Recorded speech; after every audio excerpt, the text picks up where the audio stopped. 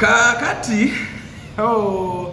Kadaga mama Kadaga kye bamukoze mu kire kikeze odako olwaleero naye kale ndakoba nabyafuziza mu nsobera temwagala kukukuta temwagala kuwumula Kadaga mu kalulu akawedde ekire kikeze olwaleero ku kifo kino ekya Seeke bakubyoli n'enkwana n'enywa. Can you imagine nti Kadaga afunye obuloloke lwenda just 902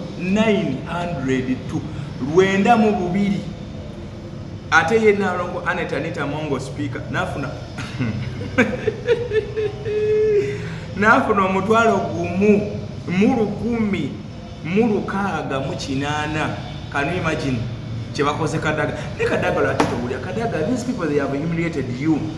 to the extent nti batuuka n'okuswaza ekyenkanidde awo lwakuba nti munaye temwagala kuwulira temwagala kuwummula mwagala mufe nga babawalula bwaluzi nabyabufuzi nga babawalula bwaluzi nti MP gundi minisita gundi president gundi afudde president really ebintu bino Kadaga bakulagirawo nti abantu bano bakukooye kuvirira wali emabega ku kya speaker ondowooza ojjukira bulungi kye bakola n'oyibamu omusembi gwo gwonna n'otafuna buwagizi n'otawangula abasajja era kye bazzeemu kye bakoze naye munakuba nti munnange mwe temuwulira mubalenga bwagamba nti emirembe emyaka n'ebyeya n'ebisiibu olibeera wa NRM ate era olibeera mu bukulembeze muyigawo okukkiriza nti obukulembeze olumu mbuvaamu olumu sibubeeramu olumu mbaamu olumu sibaamu real kati kino ekintu kye bakoze Kadaga nze badde simusobera kuddamu ate kye baamukola ku kyobwa speaker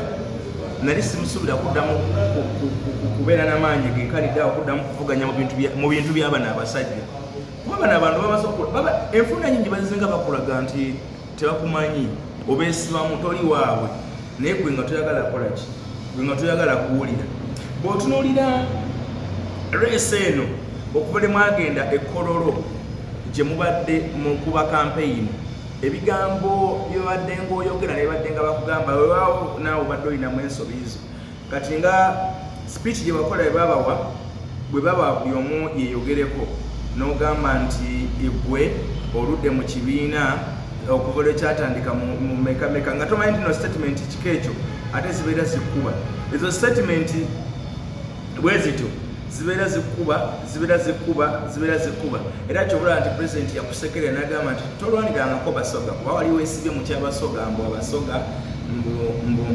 nze wesibeerawo Abasoga terabeerawo so bano abantu ne bakulaga nti Abasoga si gwo bategeerera nti Abasoga actually president yennyini aga nti yalwana era nti yalwanira Abasoga kati kuba bakitegeeza technically baba bakoze ki wulira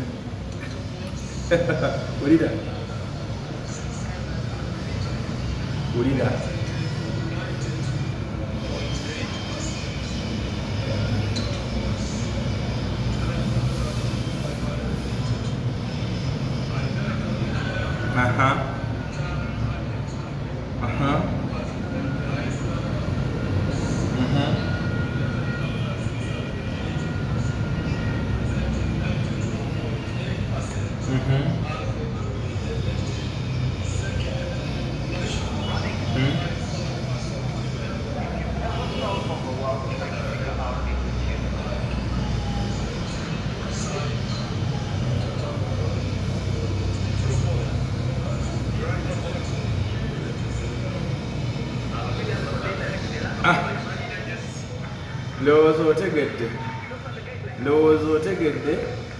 so simanyi lwaki temukkiriza kakati abasajja bakulaze nti nawe abafa baabo bano abantu bazenga bakulaga emirundi mingi naye lwakuba nti munaye mwe muyingira eyo temwagala kulowooza nti ensi eddamu netandika oweereza ekimala nga Seeke member oweereza ekimala nga MP oweereza ekimala nga deputy speaker oweereza ekimala nga speaker kati essaawa zino oweereza nga minisita lwaki towummula wenyininyini n'embeera y'obulamu bwe ekulaga nti tokyasobola banange mulaba Kadaga bwafaanana nedda weewummuzeeko gambe kati kanzireko eka mbeere oba nfuuke political commerce nfuuke omuntu eyeebuusiba ku nsonga z'ebyobufuzi ku nsonga ze kati mu butuufu lyale obanga okuva mu busimanyi emyaka emeka obadde mukulembeze nga wano wabadde mu kweyogerako wano mwina wano ng'agezaako okwesubira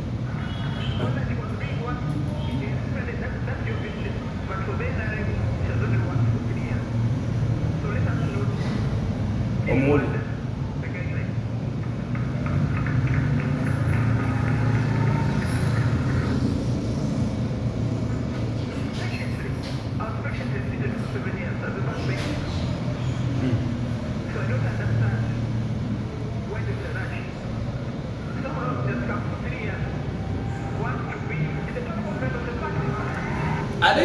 ate yo settlement yemu ku settlement ezasinze n'okukubira ddala mbu someone who has just joined the party 3 years ago ayagala kubeera museke. What does it mean kati gw'omukadde abaddeyo ennyo emyaka emiyitirivu ennyo egitalina agamba kiki ennyini kyokoze so ebakubuuza nti biki byokoleze mu seeke biki byokoledde abakyala nti mubadde ku kifo ky'abakyala mu seeke abakyala bafunyemu ki should we say nti abakyala ba Uganda kati bali bulungi should we say nti abakyala ba Uganda kati balina emirembe abakyala ba Uganda balina emirimu abakyala ba Uganda balabirwa bulungi olina achievement yonna gy'osobola otugamba abakyala ba Uganda bw'obadde mu seeke olina kyobakoledde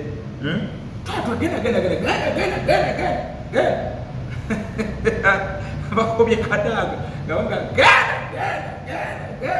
so Kadaga mwana awandika Kadaga nanso okudaaga eyo statement bugamba muno era nayagadde nnyo speaker Anet Among mu retaliation oba mu kuddamu nayagadde nnyo speaker Anet Among bwe yabadde akuddamu ng'agamba nti speaker Nalongo Anet Among yakoze statement z'abadde bbiri yagambye nti ndi mupya mu kibiina but I come with ideas nti nzize ndi mupya nzize ne ideas nzize n'ebintu ebisitula ekibiina nzize n'ebintu ebisitula saagala ogambe mbw ate nzize ndi mukadde bikoze bitya katumufune wano tumufune nagamba ate n'ekirala ekyokubeera nga siri mukadde mu kibiina nange saazaalibwa dda osanga singa nali nazaalibwa dda nange nandibadde mukulu mu kibiina nalaba nti Amanga she can reason you out noswala noswala yes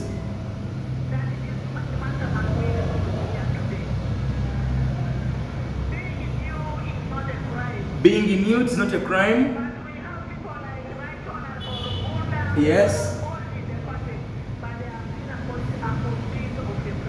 Yes. And I can assure you,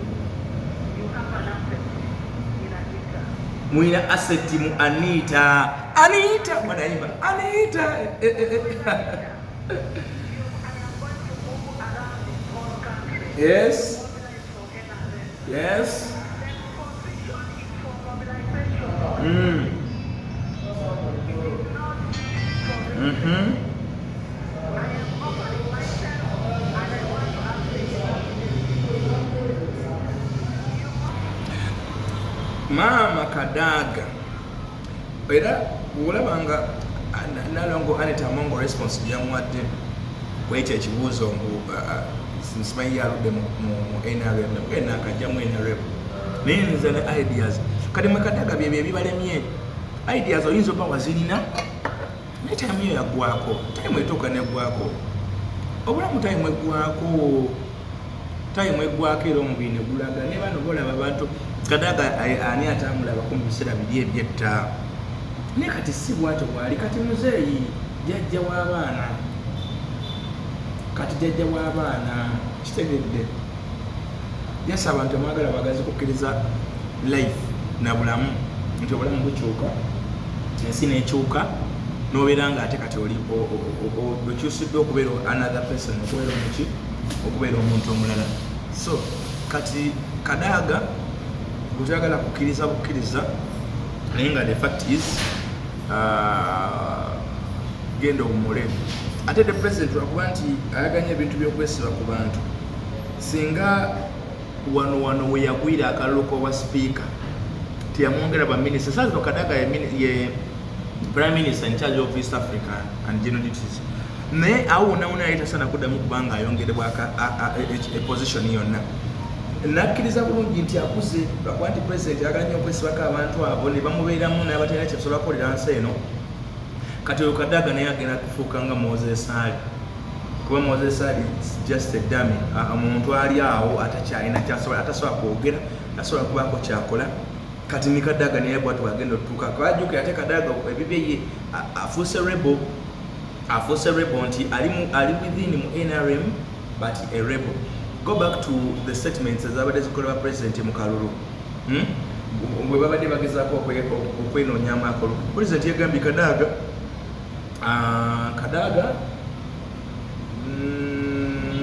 kusinziira ku byoyogedde lekerawo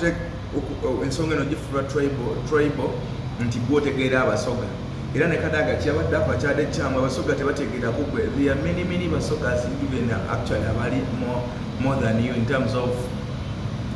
brightness n'ebirala byonna oba n'okumanya ebyobufuzi by'eggwanga nga bitambula. So kati Kadaga bwe yeegulumiza kuba eyo statement yabadde yakwegulumiza okugamba mbono awatali basoga simanyi gwe wotalondebwa abasoga teriiwo. No, abasoga gye bali abasobola okuddamu okubeerawo nga actually busoga ebaddeko n'abasoga abasinga gwe. I can tell you busoga alinako omusajja gwayitanga Kirunda Kivedinda ali w'amaanyi. He was the first Muganda to acquire a degree in Makerere University. Kirunda Kivedinda abadde mukulembeze ebbanga lyonna yaliko mbaka parliament owa Samia side gye bayita Bugwe. Yaliko mbaka parliament eyo abadde minister ebisanja biyitirivu nnyo yali prime minister owokusatu. Kati gwe si gwe musoga asoose Kadaga si gwe musoga asoose. Abasoga babaddewo bangi betulabyeko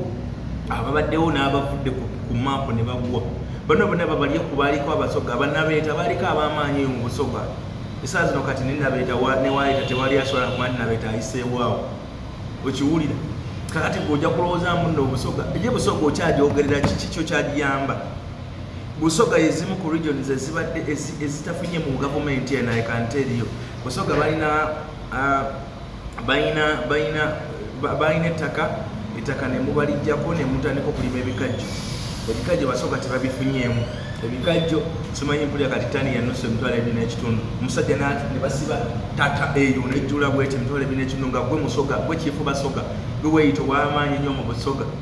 What have you done? Ekyo kintu okubeera nga kiri bwe kito. Abasoga enjala ebalumye ettaka n'abalibuza factory ziri ebusoga mpitirivu nnyo naye busoga yandibadde nga ezimu ku areas engagga naye busoga ze areas esinga okukaaba enjala n'obwavu bazaala buzaazi baana. Oli awo obuzambu gw'obadde okulira busoga simanyi wootali busoga tejja kubaawo kwenda uko nga busoga tebeerawo etya. Toyina kyogenda kwongera ku byewakola bimala. Toyina kyogenda kwongera actually kati yonoona bwonoonya ate singa obadde mugezi wandibadde bino ebintu byensobo biviiramu ddala neweesirikira n'ogamba wayi abantu bano kambaveeko bandazeeko kye bandaze kubanga ate President Museveni nga yakukoye bw'atyo bwakukola akuhumiliatinga akusuulira ensolo ne zikulya. Kati President Museveni akusudde mu njaba zikumekese ogezaako kulwana oddengu naye ate singa wasalawo n'osirika busirisi. I'll just give you an example of Specials Awandira Kaziwe. That lady yasalawo n'agamba kanzire wali wange eddundu neesirikire kyogamba ate nze ndaba ne Specials Awandira Kaziwe ayinza n'obanga omusinga n'obukulu yali vice president okujjako recent we namulaba nga ayagala okujja okuvuganya mu palamenti y'ensi yonna naye era nayo yagwirayo but y'omu ku bakyala ababadde abaseesa actually naye musoga oyo nze ntera n'okukola emikolo gy'abawalabe nakukola emikolo gy'abawalabe ebiri ng'omwogezi w'emikolo gibeera eyo wa kyabazaala naye njala gavumenti Specials Awandira Kazibe y'omu ku bantu basirika president balaba mulabe naye wandibadde olaba Awandira Kazibe nga gyagwirana buli electoral period bwetuuka ng'anoonyeka constituency yabivaamu n'asirika yazimba ennyumba nene nnyawo Gayaza Road abamanyi eddundu ennyumba gye muyitako kalina ennene nnyo ng'oyise omaze okuyita awali ebinnya oluguudo lulimu ebinnya ng'omaze oyita ku binnya ebiri awo notera ku kampani y'Abachina ekola amagiraasi then ku mukono guli ogwene ku mukono gwa Konongo Nakayunga agamaka ge ga Specials Awandira Kazibe naye mbadde nkuwa example nti yasirika naye weefudde mbu toyagala kusirika weefudde nti lunaku olina kuba mukulembeze abaffe bw'obadde mukulembeze esekufunyeemu ki basoga bameka abakola mu palamenti bootaddeyoko basoga bameka bafunira emirimu mu bitongole bya gavumenti eby'enjawulo iwe aye mama n'endonkobere basoga bameka bafunira emirimu mu kampani ed'enjawulo wazira waire mulala wazira waire mulala aye oli awo oliko banti niwe naye bw'otabaawo bakusoga buzirawo bw'otabaawo busoga buzirawo kale buzirewo bakuzirewo bakubinze obusoga buzirewo bakubinze museeke singa nabeeka mali bakubinga gyotyame wansi gyotyame genda otule wansi banabivuzi mu ntweta n'okubakambwalira n'okuva mu mbeera netutabuka because mwe benyini mulemera okwewa respect mulemera okwewa ekitiibwa omuntu ng'akoze ebintu ebirungi ruyale waliwo time gyotukanagamu kakati ebintu byenakola saagala bisaanewo kantuule wansi just nfune respect y'abantu Kadaga bwewaweereza time eriwo wewabeera speaker n'ofuuka n'okolerako ku bantu olina wakolera ku bantu wayogera ku nsonga za ssente n'olaga nti oli ku saidi y'abantu waliko ku TV emu n'ogamba Kaziba Bashir mbuuza ne kubya ssente ezo ssente zaali bagabira ababaka ez'ekimpukumpuku ne tutuuka mu covid President Museveni n'atandika okubyangatana ng'awulira tasobola kukwata buyinza bukwa kubanga etteeka lyaliragira omukulembeze singa ensi ebaamu akati abaga konna obukulembeze ng'ekisanja kyode kiweddeko babukwasa sipiika Museveni n'atya okukwasa obuyinza ne bateeka akalulu k'omu covid akaali tekategeerekeka nawe wonawona ng'okolera abantu ng'oli ku saidi y'abantu kati abo wali okiteera abantu ne bakutwala mu kalulu kali aka speakership ne bakuwangula n'oswaluka naye n'olaga nti abasajja era obalemezaamu era obalemeramu wuyo wakomye omuseeke era bakukubiddeyo lwaki tewabadde nga Kiwanda namusanyukidde Kiwanda ye musajja wattu bwe bamukubya akamyofu k'emityana bedi yamuwangudde Kiwanda suyo yamuwangudde mu kalulu n'asalawo asireke n'agamba waayi kangene mvuganya akaseeke kuba yabadde seeke naye bwe yatuuse mu seeke n'agamba ye nayo lwaki sikalekulira so ne mu seeke nayo n'akola ki nayo n'alekulira era Kiwanda kati ali awo ali common man is a common man now minister. He was a minister. He went for a member of parliament, Mitiana. He contested in NRM primaries. Nagwa Kalulu was defeated. Nagwa Avuda Wanajja Museke ya withdrawings from that position. Akalunaka bamu nakalekera Aruna Kasolo. So Aruna Kasolo yawangude. So Kiwanda is a common man now. Is going to lead anymore. Kujanga President Museveni anabazemo kumugamba nti jangu oddemu obere minister oba kino oba kiri. But lwaki toberanga abantu bwe batyo? You keep your legacy. You keep your legacy, you keep your name. Abantu basigala bakupraising bagamba ono waffe. Nemwe mwagala okufiira ku bantu. Mwagala okufiira ku bantu. Ngate nga tokyalina kiraki oyinza kukola ogolooza teri muntu mulala asula tula mu kifo ekyo. Obadde olowooza kye kifo kya Seeke wakisikira. Kati mama Kadaga wumula katugezeseeko ne ku speaker Anita Among eyo Seeke baddemu abantu bangi nalabye ne Captain Francis Babu yaliko naye mu Seeke nga wa Buganda Captain Mike Mukula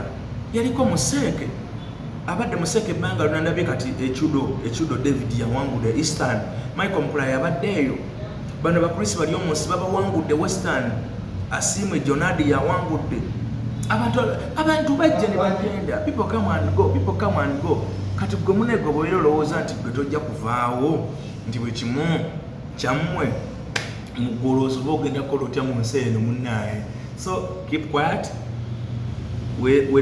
weebuzeebuze wekka osirike ate President Museveni ono omukazi toddamu kumuwa kifo ajja kufiira mu buyinza toddamu kumuwa leka asooka agende omusimbi kirungi agukoze Musimbi aguyina let her go home wakati Kadaga takyasobola kukola kati ate mu office asobola mu employing naye yennyini ye mirimu kati wabanga ye mirimu ekisooka benefits za speaker abali babaddeko ba speaker azifuna n'abajuze Nalongo Anita Amongo abawaddeyo emmotoka abaliko ba speaker n'abali ba vice president bafuna benefits ezo oyinza omufuula maybe presidential advisor in terms on what elderly abakadde oyinza omuteeka eyo oba omuleka n'abeerayo ebusoga ye Kamuli n'asirika n'abeera nga alaba ku bantu be alaba ku bazzukulu alaba ku banabe n'abalaba bonna n'abafamire ne business endala zabadde atandisewo I guess sosobola kubanga oli Kadaga wayingira gavumenti mu nkaaga ngesaza toyina kyoyina kimanya ayina business ze simanyi nekimanya zina so genda olabirire business zo olabire abantu bo weeweko ne ku budde obuwumula ofuneko ne ku mirembe afuneko ne ku mirembe nina omukyala gwe nalaba nali njogera naye lwakuba bambi she's late now yafa naye yaŋŋamba nti yanyumirwa nnyo okubeera anyumirwa nnyo bamujjako balinga bamuyita minisita Maria Mutagamba yaŋŋamba nze saawa zino mpulira emirembe baali bakamala omujjako baminisita yali minisita wa tourism yes yali minisita wa tourism bamujjako obwa minisita naye bwa minisita obwe babumujjako Maria Mutagamba yakola ki Maria Mutagamba yagamba kati mpulira emirembe luli mbadde seebaka buli kaseera obeera mu ripooti cabinet meeting biki ebintu ntubwe bityo naye nagamba nti kati zibanzijeko baminisita mpulira emirembe bitagambika so oba minisita sibaba mujjako tebabuwa Kiwanda Subi mujjukira minisita wa Rolex mumujjukira mayife bannamawulire tuba tetwerabira bamwitanga Maria Mutagamba naye bambi Maria Mutagamba yamala n'afa so naye mbadde kulaga nti yali awulira emirembe nga soka yali akaddiye mu myaka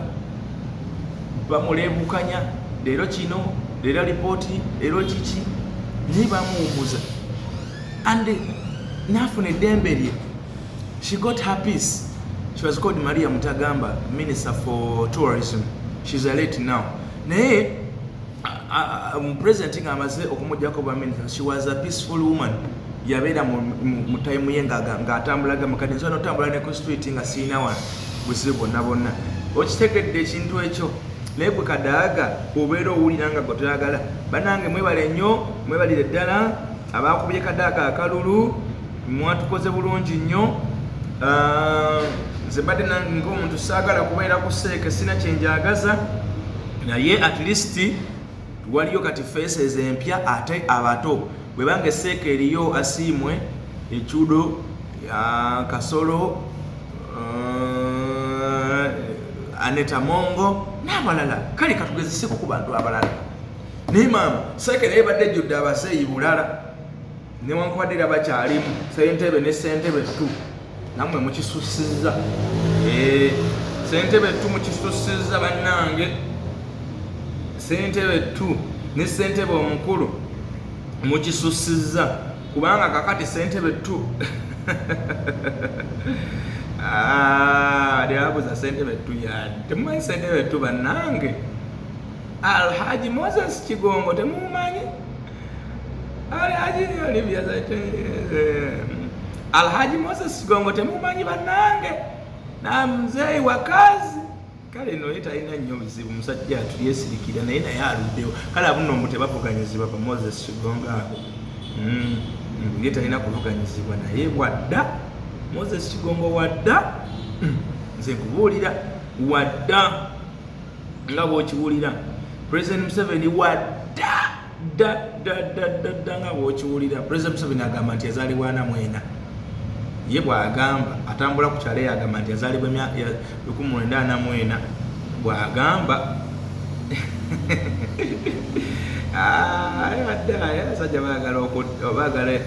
abasajja baagala emyaka gyabwe 1900 mbadde ngezaako wano omutoolako ndabe waba wana mwena kati esaawa zino emyaka emituufu President Museveni naye kakati ale sinze kuzaala sijja kulemezaamu naye mbuno wa 1940 emyaka 80 gyagamba gyatambula yayogera ku kyalo naye abaaliwo bagamba ngu kibulamu walimba naye teraje Moses Kigongo naye wadda so kati sake baddeko emyaka ebaddeko bamuzeeyi nga bakuze naye kati kuzzeko ku feesi empya feesi ento kati baba abato babana munakkiriza ne babawabula oba munakkiriza ne mufuna ku advice z'abaana abapya bazze kusekola kobeera bangamba President Museveni tawabulwa ne bano bebeweta ba president advisor be nomulaba tebamumanyi namumanya bwafaanana batuna abamanyi bwafaanana physically oba bali bamusembeddeku wano namwali abasinga obungi appointment bazifunira ku masimu nga kiggwa nga batwala linnya lyo wali ku public service wa minisita mululi mukasa otandika kufuna musaala gwo nga togukoleredde kubanga tomuadvise ogenda musangawo atalina meeting wasinkana baadvise bo ogenda musangawo era ebyo ebimu bipost babiteekawo just akuleeting emirimu akuleetingire basajja b'emirimu n'ebiringa ebyo bate newe bebamanyi bakole nsi yaabwe time erituuka nga birofuddewo ate abobote nebyaliako nabo bakyaliwo tebakyaliwo era time jatuuka nabo baveewo bonna ate ku kiro kye batulaze mu kalulu kaabwe batulaze nti banaatera okugenda bakubaganya emuumi yabadde awo so nga bwenfunzafunza mama Kadaga wumula mirembe n'akaluka nakaddako teweesimbawo lwakuba abantu abatebawulira naye kakati ddala obaddeko sipiika era waliwo ebirina okutereera mama Aneta Mongo Nalongo waliwo ebintu birina okutereeza edda mwatugambanga nti n'omuntu amala entula 3 nga takiise mu palamenti mbono palamenti asobola ogivaamu Kadaga amaze ebbanga ki nga tajja oba bo tebakwatibwako era tebagambibwako so ekyo nakyo mu kitundu emu abantu kikeekyo lwaki bo nga bo tebakwatibwako Kadaga naye ensikula zatatudde lwaki tebamugjayo so Kadaga nkusaba busabi si mu bubi sikwinako abaali yonna sikwinako tabu yonna just wumula nekino kyo akamyofu kayinale munyadde wakangudde kamuli naye kawummulireko omuntu omulala gyavuganye omuswala akonga buli kase kati wali speaker wali deputy speaker mu bisanje bya sekandi nakuvira nakuleka nobeera speaker egyo emyaka 40 myaka 20 myaka 10 oli speaker myaka 10 oli deputy obadde mu parliament okuva lwatandika ebyobufuzi n'olwaliro gwe tokoowako sente muziteekawo gwe senga nazo okuŋŋanya zino ziteekawa sente ezo zonna zoli mu kuŋŋanya okuziteekawa mweko ne kubalala omukisa banyumira ku nsi eno naye si muleme gigabana kagurupu jasika abantu 20 17 15 buli abalala mubawe ku chansi ensi si yammwe si mumeka abaagitondebwamu waikamuli awali omuntu omulala asobola okuwangulawo najja mu palamenti n'ateesa nayamba n'abantu bekamuli nze kamuli mmanyiyo oluguudo lwekamuli lumanyi lubi luzibu ebintu bali baavu bazibu tebalina kibali abantu abo naye gwe n'olemezaako n'olemeramu no it is high time to list mugende mumuleeko Kadaga so ebintu ebyabadde mu kiro ekikeso olunaku olwaleero actually seeka efundikirwa olunaku olwaleero naye nga ekifo ekibaddeko embiranye ey'amaanyi Kadaga bamuwangulidde ku bululu luno si kamu bubiri si busatu si butaano si 12 si 14 si 15 si kasanvu si kanana si kenda wabula si mutwalo gulimu n'ensuusuuba so mama Kadaga kino kibakoze it's a sign of humiliation. It means go home and sleep, go home and rest, take yourself to retirement. You can retire from there.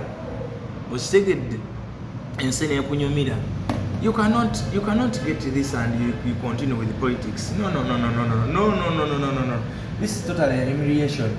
This is a total humiliation, Madam Kadaga. How can you score 902 and Nalongo Aneta Mongo score 10,000? Actually, this is 11,680.